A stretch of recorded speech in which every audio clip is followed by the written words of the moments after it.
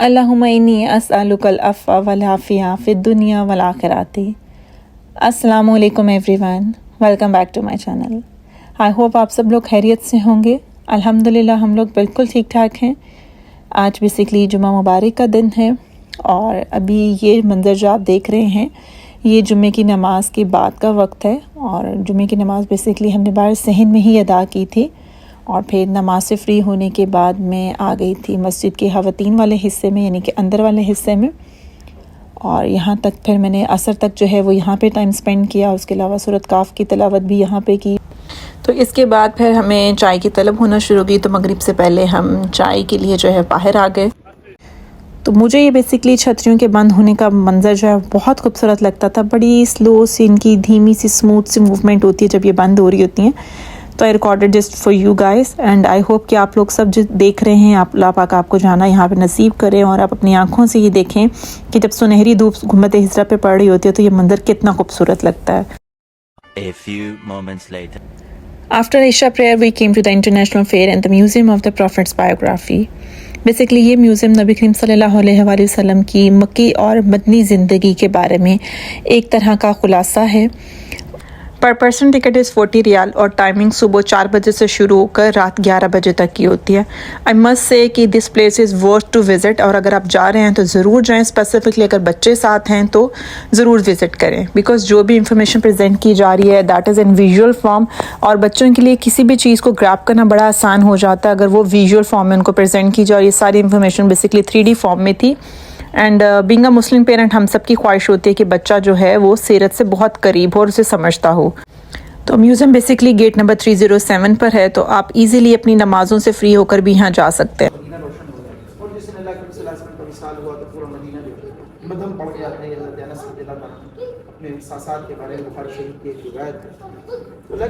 यहाँ पर जो स्पीकर हैं they are telling about the prophet सल्लल्लाहु अलैहि वसल्लम and all the famous prophets जिनका जिक्र कुरान पाक में है। तो बेसिकली आप सल्लल्लाहु अलैहि वसल्लम की जो ऑटोबायोग्राफ़ी यहाँ पे डिस्प्ले की गई है दैट हैज़ 2 पार्ट्स, या आप कह सकते हैं कि उसको मक्की ज़िंदगी यानी हिजरत से पहले और मदनी सिडनी यानी कि हिजरत के बाद की ज़िंदगी के तौर पर एलेबोरेट किया गया है। और यहाँ पर स्पीकर साहब जो हैं वो हमें बता रहे हैं कि नबी करीम सल्लल्लाहु अलैहि वसल्लम के 99 नामों के अलावा भी ऐसे नाम हैं जिनसे हम वाकिफ़ नहीं हैं, जो कि किताबों की रोशनी से 1000 के करीब हैं। पूरे नाम हैं इनका, ये हवाले यहाँ से जिक्र किए गए हैं किताबुल्लाह से और सुन्नत रसूल सल्लल्लाहु अलैहि वसल्लम। अल्लामा इब्न क़य्यिम रहमतुल्लाह अलैह फरमाते हैं कि ये 1000 के करीब हैं। ये मिज़ाब अल-माआद की हदीस की मशहूर किताब है, जिसमें अल्लामा इब्न क़य्यिम रहमतुल्लाह अलैह 1000 के करीब है।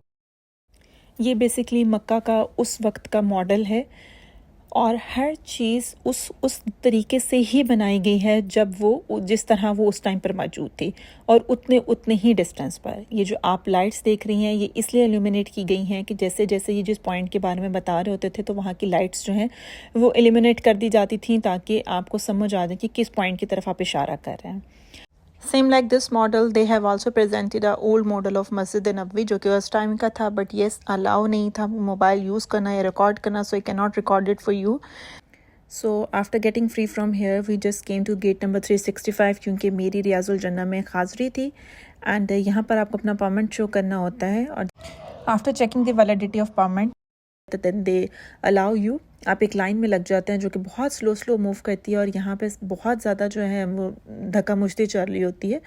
तो I will say every one of you कि काइंडली बहुत ज़्यादा सब्र का और जो है अखलाक का तरबियत का मुजाहरा करें।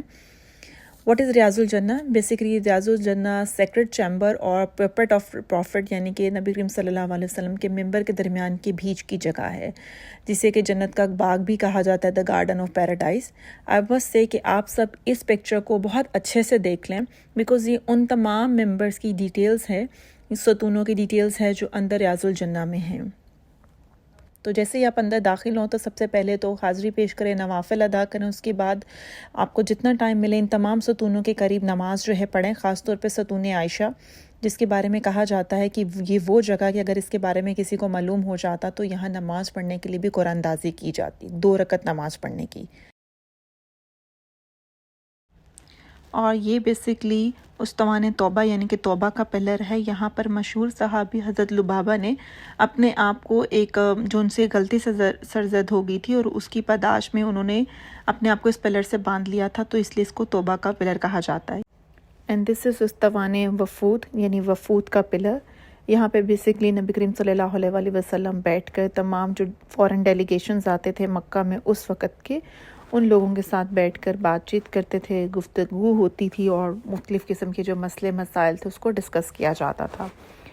उस्तवान वफूद के बाद नेक्स्ट सतून जो है उसे सतून अली या उस्तवान अली भी कहते हैं। और बेसिकली यहाँ पर हज़रत अली बैठकर नबी करीम सल्लल्लाहु अलैहि वसल्लम के घर की हिफाजत किया करते थे। और इसके बाद जो हमारे पास अगला सतून यानी कि सेकंड नंबर पर आता है, दैट इज़ उस्तवान सरीर। और सरीर जो है अरबी में चारपाई का जो बेसिकली को कहा जाता है। तो यहाँ पे नबी करीम सल्लल्लाहु अलैहि वसल्लम अक्सर जब तहज्जुद के लिए आते थे तो आराम की गरज से यहाँ पे कुछ देर आराम फरमाते थे। नेक्स्ट इज सतून हनाना।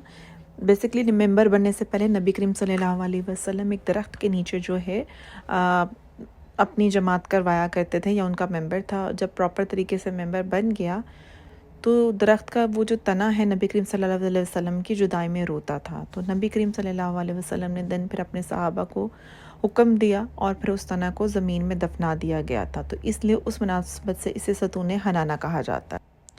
एक चीज़ जो यहाँ पे मैं मस्त कहना चाहूँगी कि इन जगहों पर वीडियो रिकॉर्ड करना बड़ा मुश्किल हो जाता है, बिकॉज़ आप सिर्फ यहाँ पर दुआ मांगना चाहते हैं और उन जगहों को, उन लम्हात को सिर्फ आप महफूज करना चाहते हैं। तो काइंडली वीडियो को लाइक और शेयर ज़रूर कीजिएगा। मुझे और मेरी फैमिली को दुआओं में शामिल रखिए। इंशाल्लाह मिलता है नेक्स्ट व्लॉग में। अपना ख्याल रखिए। अल्लाह हाफ़िज़।